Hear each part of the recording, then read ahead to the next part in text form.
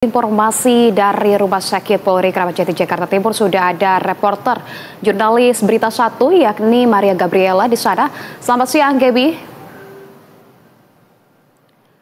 Gaby, bagaimana jalannya proses identifikasi pada siang hari ini di Rumah Sakit Polri Kramat Jati Jakarta Timur? Silakan, Gaby, dengan informasi Anda.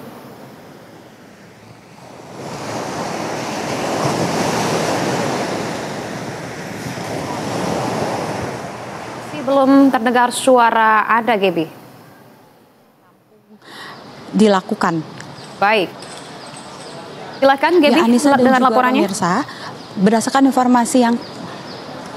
Berdasarkan informasi yang kami dapatkan, Anissa dan juga pemirsa, untuk pemeriksaan fisik terhadap 5 kantong jenazah ini dikabarkan sudah rampung dilakukan. Namun untuk proses identifikasi ini memang masih terus dilakukan. Karena sampai dengan saat ini sudah ada 7 kantong jenazah begitu yang tiba di RS Polri Kramat Jati Jakarta Timur, di mana 3 kantong jenazah ini tiba pada hari Kamis pukul 4 sore dan pukul 8 malam. Kemudian 2 kantong jenazah tiba pada kemarin pagi sekitar pukul 9:45 menit dan 2 kantong jenazah lainnya tiba pada kemarin malam sekitar pukul 7 malam begitu. Untuk proses identifikasi sendiri memang sudah dilakukan sejak hari Jumat pagi, dan untuk proses identifikasi ini RS Polri bekerja sama dengan Inavis, Puslapfor, Bidokpol dan juga Pusdokes Polri. Anissa dan juga pemirsa, dapat kami informasikan untuk proses identifikasi sendiri yang dilakukan ini menggunakan pemeriksaan DNA dan juga ontodogram lantaran memang kondisi jenazah yang sudah tidak lagi utuh. Jadi untuk kantong jenazah ini yang datang pertama akan dilakukan otopsi terlebih dahulu, barulah kemudian akan dilakukan pengambilan sampel untuk pemeriksaan DNA begitu. Dan untuk proses ini memang diperkirakan akan selesai atau berlangsung begitu selama 1 minggu. Anissa. Baik, Gaby, apakah kemudian yang tadi Anda sampaikan bahwa jenazah yang tidak lagi utuh ini menjadi kendala ataupun penyebab dari proses identifikasi ini memerlukan waktu juga selama 7 hari begitu, Gaby? Ya, Anissa dan juga pemirsa, memang sampai dengan saat ini kami masih menantikan keterangan resmi begitu dari pihak rumah sakit terkait dengan jalannya proses identifikasi. Namun memang berdasarkan informasi yang kami dapatkan, kondisi jenazah ini memang tidak lagi utuh dan juga mengalami luka bakar yang serius, sehingga memang menjadi salah satu kendala tersendiri dalam menjalankan proses identifikasi. Sehingga memang harus dilakukan pemeriksaan DNA lantaran untuk pemeriksaan secara fisik ini sudah tidak dapat dilakukan. Anissa. Oke, baik. Itu yang menjadi kendala. Kemudian jika ada dari anggota keluarga yang ingin melapor ke pihak rumah sakit, kemudian apa saja yang perlu disiapkan oleh pihak keluarga ini termasuk data mortem dan juga antemortem, begitu, Gaby, seperti apa?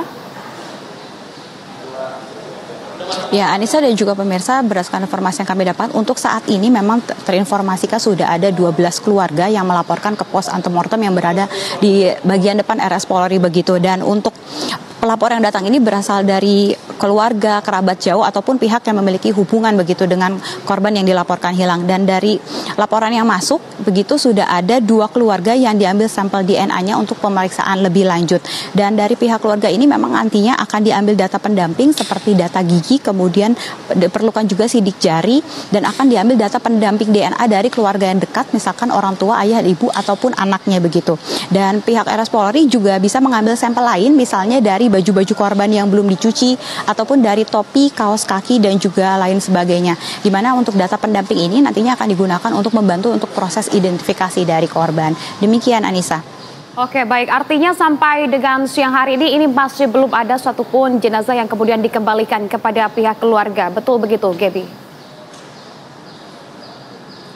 Ya, betul, Anissa. Sampai dengan saat ini memang belum ada jenazah yang dikembalikan ke pihak keluarga karena memang untuk prosesnya sendiri masih berlangsung. Meskipun proses pemeriksaan fisik ini dikabarkan sudah rampung dilakukan, namun diperlukan proses dari pemeriksaan DNA begitu untuk mengidentifikasi korban tersebut. Dan untuk proses identifikasi DNA sendiri, pemeriksaan ini diperlukan prosesnya selama 1 minggu.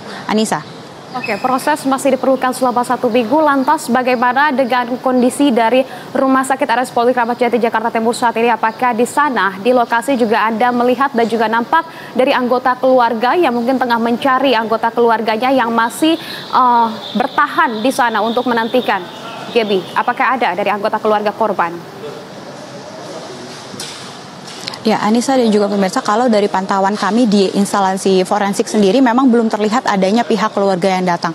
Namun biasanya berdasarkan pantauan kami, ini pihak keluarga ini akan mendatangi pos antemortem yang lokasinya berada di bagian depan dari RS Polri itu sekitar siang hari begitu. Sehingga kalau untuk saat ini di instalasi forensik sendiri memang belum terlihat adanya pihak keluarga yang menyambangi. Anissa. Baik, bagaimana dengan untuk post-mortem dan juga antemortem sendiri? Apakah kemudian ini dibuka, memang ada jadwal-jadwal tertentu, kemudian juga bagi pihak keluarga yang memang ingin menyerahkan begitu data-datanya, ini juga perlu mengetahui kapan waktu dari post-antemortem dan juga post-mortem tersebut dibuka, Gaby? Ya, Anissa dan juga pemirsa, terkait dengan hal tersebut, memang pos antemortem ini dapat kami informasikan lokasinya berada di bagian depan RS Polri, dan memang kalau dari pantauan kami memang pihak keluarga ini dapat langsung menyambangi ke sana begitu untuk menyerahkan data-data yang sekiranya dibutuhkan dalam membantu proses identifikasi korban. Oke, baik, Gaby, kalau begitu terima kasih atas